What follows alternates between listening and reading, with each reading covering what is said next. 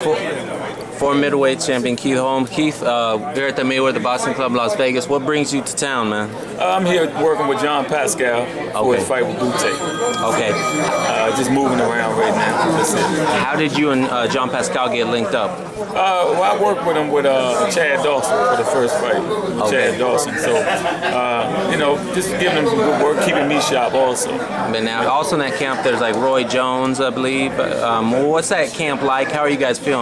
Well, I mean, they do their thing, you know, man, I do mine, and he seemed to be real comfortable with it. So, you know, I don't really get into all that stuff. I just do take care of what I came to take care of. What are you trying to bring to John's camp? Like, what are you trying to work on him, and what do you notice about him as a fighter? I use a lot of experience with John. You don't know Keith? Work with a lot of experience and you know, just imposing my will on them, and you know, putting a lot of strength with them. You know, just trying to give them a different look with a southpaw. Well, I'm not. I'm still the same. You know, I'm not changing anything. I'm just bringing the southpaw, the left-handed style to them. That's it.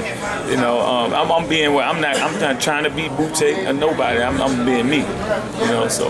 What were some of your best memories, like as far as just, you know, when you were a fighter, just being a champion, just what were some of those best moments? Oh, yeah, the opportunities that were presented, and you know, being around great fighters like Mike Tyson and you know, Don King, and you know, just watching all the new generation coming up. So it's a great experience being a champion, and this is my quest to be three-time world champion. So your heart is still in the game. Like, oh yeah, you look like you're in great shape. Yeah, I work out twice a day, and I'm coming. Okay. Now, when you fought Bernard Hopkins in the middleweight tournament Don King had, what do you remember most about that fight? It was so much stuff going on with me. I was in a lawsuit with Don King, and my camp. I think that was the worst training camp I had ever had in my life. You know, I trained for Robert McCracken, Andrew Council, Paul Vade, all those guys much harder than I did with Bernard. Knowing Bernard was much more experienced, and you know, him being a legend, it should have been much better than that, but it wasn't. How's the sport of boxing changed from when you were, you know, 10 years ago to now? Like, have you seen differences? And tell me about that. The difference to me is all these drugs now. You know, you really don't know who you train with. You really don't know who you fight. You know, and there's a lot of cover-up. So you fighting a guy that's taking some type of substance is really not fair. And I really understand what Mayweather was saying pertaining to the Pacquiao fight when everybody was assuming. Yeah. He has a right to if he have a feeling about this guy taking something, then why not? Let's do it fair. So I respected that. Okay. And now, when was your last? If you could tell me your last fight, your last ring appearance. I fought in 2011.